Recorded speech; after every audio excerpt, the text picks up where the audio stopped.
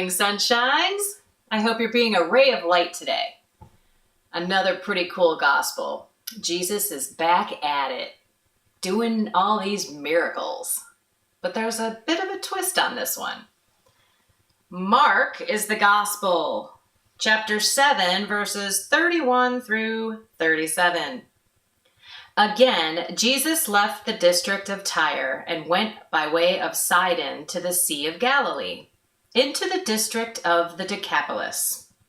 And people brought to him a deaf man who had a speech impediment and begged him to lay his hands on him. He took him off by himself away from the crowd. He put his fingers into the man's ears and, spitting, touched his tongue. Then he looked up to the heaven and groaned and said to him, Ephphatha, that is, be opened. And immediately the man's ears were opened, his speech impediment was removed, and he spoke plainly. He ordered them not to tell anyone, but the more he ordered them not to, the more they proclaimed it. They were exceedingly astonished, and they said, He has done all things well. He makes the deaf hear and the mute speak. It's not just that Jesus performed a miracle. It's where Jesus performed the miracle. So he came through Decapolis, which is the city of 10 cities, and it's pretty pagan, gentile group of people, not the chosen Jews. So he specifically went through an area of non-chosen Jews. And back in the day, if you touched a Gentile, a pagan, someone who wasn't the chosen one, you were unclean. You were defiled. Let alone touching someone who was mute, deaf, blind. It was as if they were punished when they were born and they were unclean. So you don't go touching lepers or people that have these ailments, if you will, because then you will be defiled. So Jesus specifically went through this area and touched and healed a Gentile. That's really Jesus's message, is the love of God and miracles go and apply to everyone, not just a chosen group of people. And that was pretty much what Jesus was doing. So going through another country, taking into consideration different cultures, different beliefs, different attitudes, you could just look right in your own home and your own family or your own workplace and see just the political differences. Forget the countries and where you were born and raised, but the political differences that you see and you have raise your hair up on your neck and in your back, right? You get kind of like all bent out of shape when you know that you're going to have that conversation, or when you don't agree with someone, or you don't understand their culture or their faith or their beliefs. But the point, again, it doesn't matter. You are called to love everyone. You're not called to it, you're commanded to it. And the only one who can get you there is Jesus. And if you remember, Jesus is like, hey, don't tell anybody about this. Just keep it to yourself. I mean, that's not what he was out there for. Notoriety and to have all these people, Jesus, you are the Son of God, blah, blah, blah. That wasn't what he was after. But what happens when you do get touched by Jesus and you do receive graces, let alone a miracle? I can't even imagine what that's about. Although I look at myself and say, I must be a miracle, because I can't imagine that God would give me these graces and change my life so fundamentally. But I can't help but scream it from the mountaintop. I left my career in corporate America as an executive to be sure that you find this. Everybody has to find this. And I kind of wagged my finger there a little bit, but I'm really trying to say there's a better way to live. and with love and compassion and peace. Put your head on the pillow at night and actually go to bed. Get up in the morning and know God's got your back.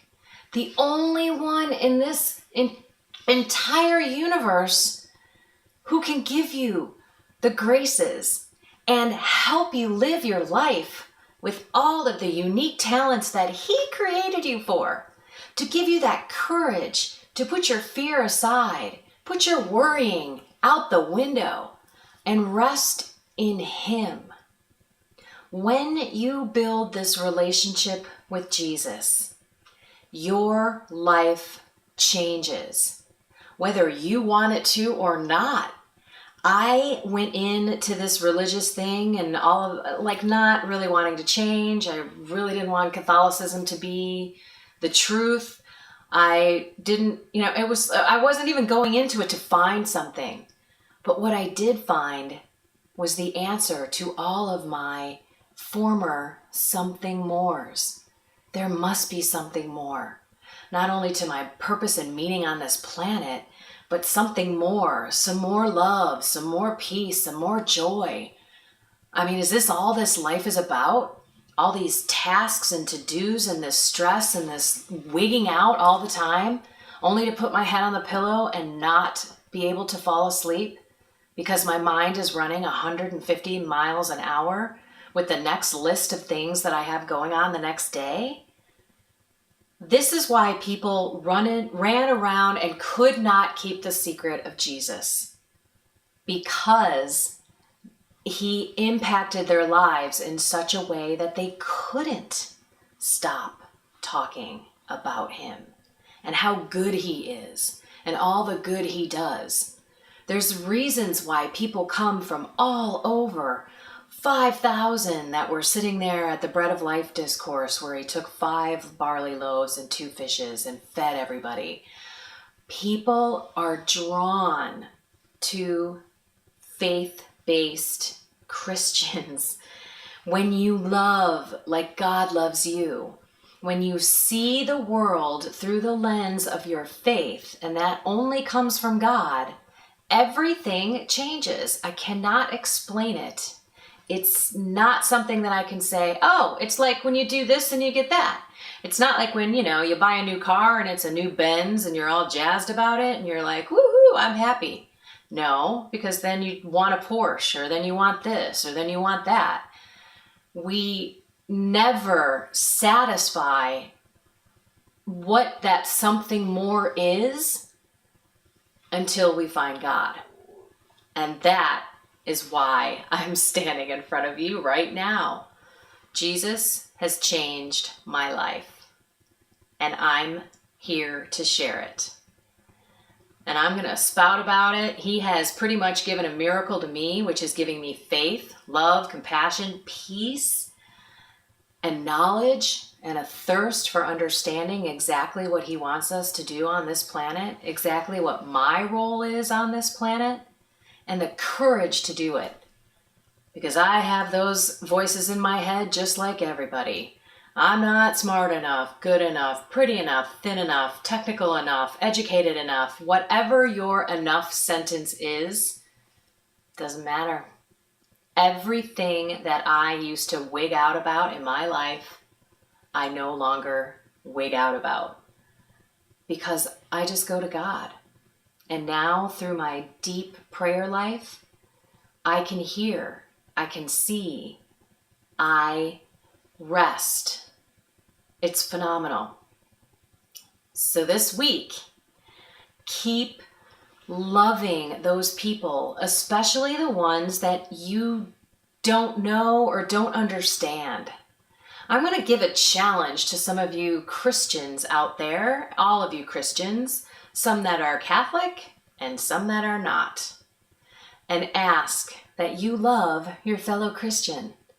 Because I have to be honest with you, there's some times when I see in whether it's social media or hear people on radio call-in shows, we need to love each other.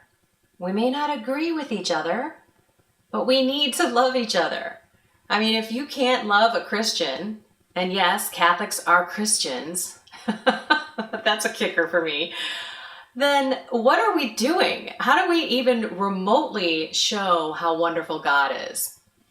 This was exactly the way I felt when I went to a Lutheran pastor's wives event as a Catholic. And I thought, am I going to be eaten alive here? I'm going in talking about my joy and my relationship with God and how it's fundamentally changed my life. And they didn't know that I was Catholic until I got up and started speaking. And I didn't bow away from my faith, but I also wasn't trying to convert them to mine. I was sharing with them the whys and sharing with them my journey.